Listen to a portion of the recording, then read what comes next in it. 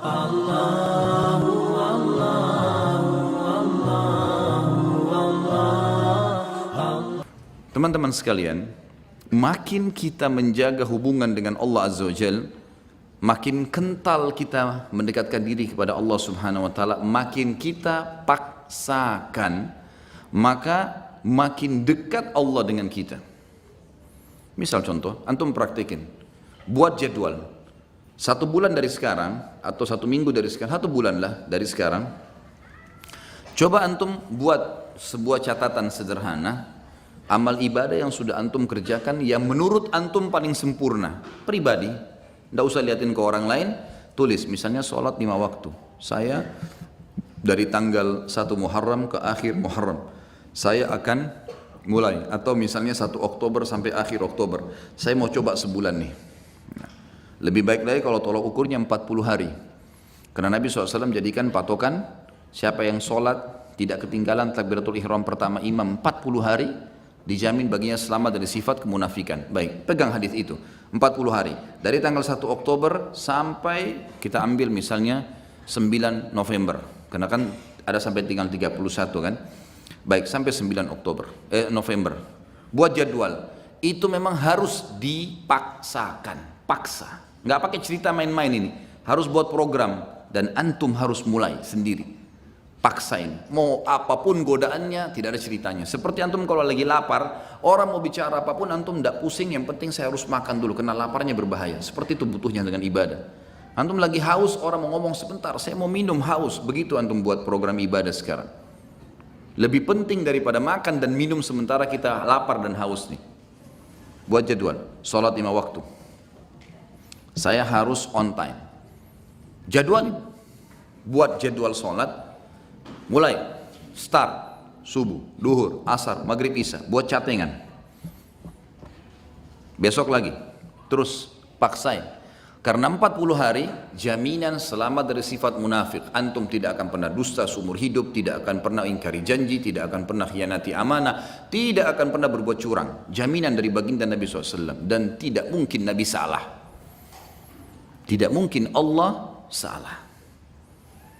Ada sahabat 2 orang, adik kakaknya sakit perut, datang ke Nabi SAW. Ya Rasulullah, adiknya bilang, kakak saya sakit perut. Kata Nabi SAW, minumkan madu, kasih madu. Adiknya kasih madu. Rupanya adiknya buru-buru, kakaknya masih kesakitan, kembali lagi ke masjid. Ya Rasulullah, kakak saya masih belum sembuh. Apa kata Nabi SAW? Minum lagi, cari obat lain? Tidak. Nabi ajarkan sebuah konsep dasar ini. Kata Nabi SAW, Allah pasti benar dan perut kakakmu yang bohong. Gak mungkin Allah salah. Sabar, minum, yakin, pasti. Allah pasti benar, perut kakakmu yang bohong. Penanaman akidah yang luar biasa. Harus difahami ini. Buat jadwal. Saya belum pernah baca Quran sehari. Baik, sekarang baca.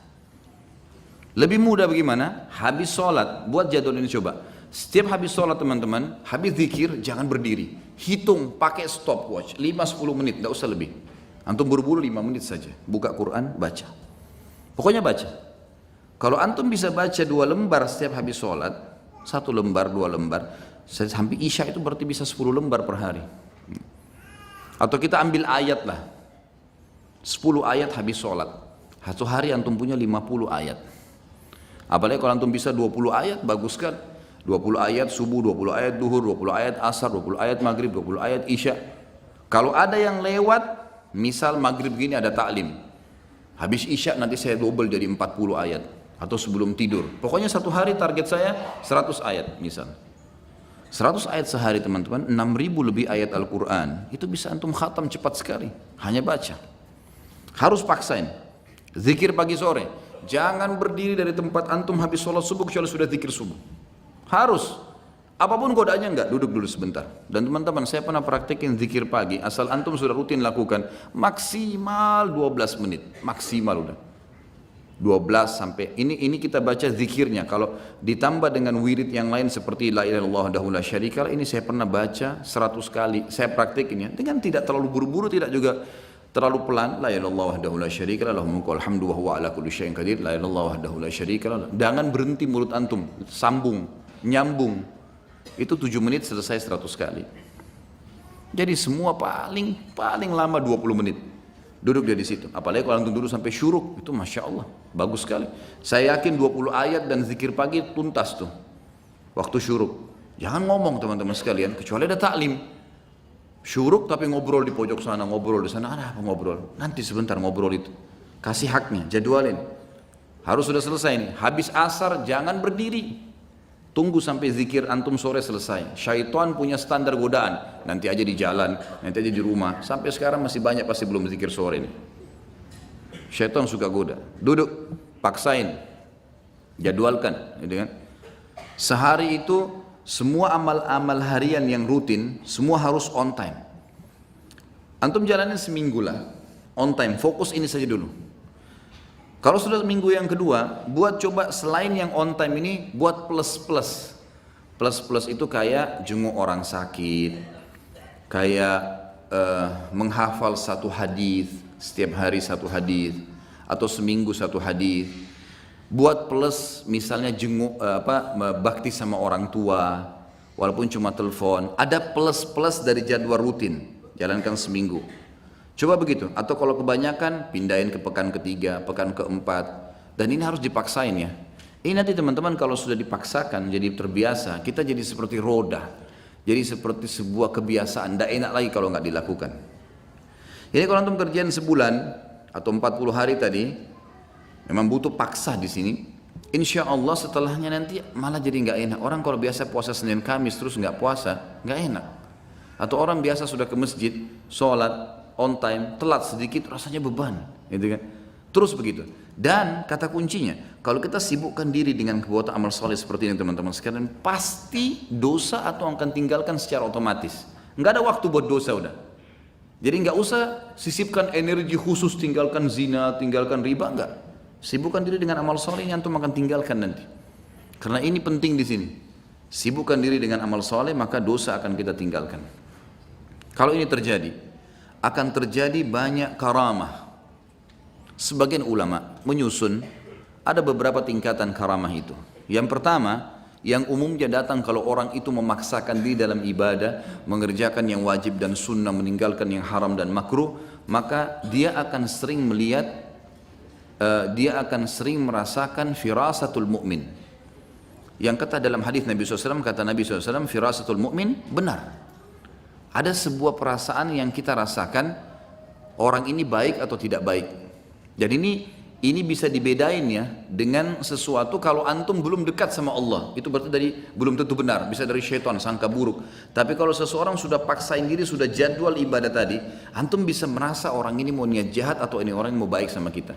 Tapi konsekuensi ini dulu nih. Kalau sudah terpenuhi ini baru. Kalau tidak, masih antum Senin Kamis masih jalan. Ada orang sholat 5 waktu, iya, ikhwah banyak. Tapi nggak pernah puasa Senin Kamis. Entah kenapa. Apa udhurnya nggak tahu. Mau tunggu mungkin mati, malaikat mau datang baru puasa, Allahu a'lam. Gak ada alasan sama sekali. Kerja, semua orang kerja. Semua panas semua. Ramadan kemarin sudah menghapus semua syubhatnya orang yang tidak puasa. Semua dihapus. Panas iya, kerja iya. Sama semua.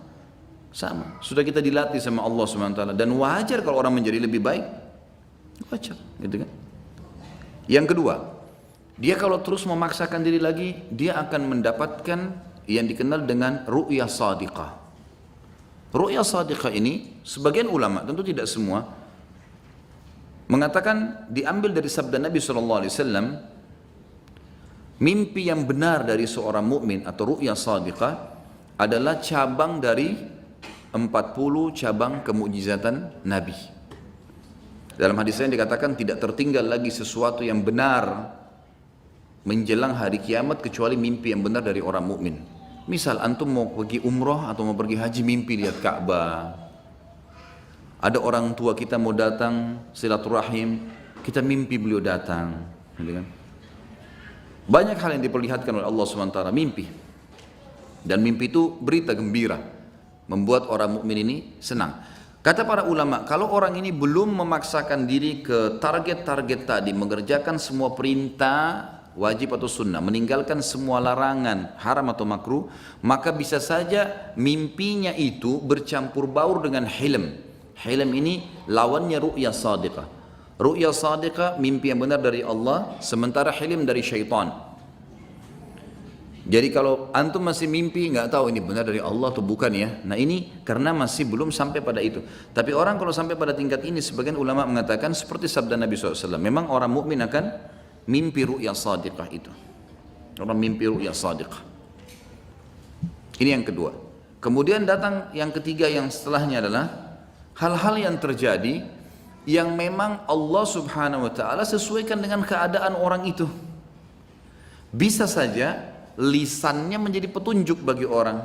Seperti misal Umar bin Khattab radhiyallahu anhu di zaman khilafahnya beliau pernah tiba-tiba naik mimbar, kumpulin orang di masjid, lalu beliau mengatakan, "Hai pasukanku, ke gununglah kalian, ke gununglah kalian."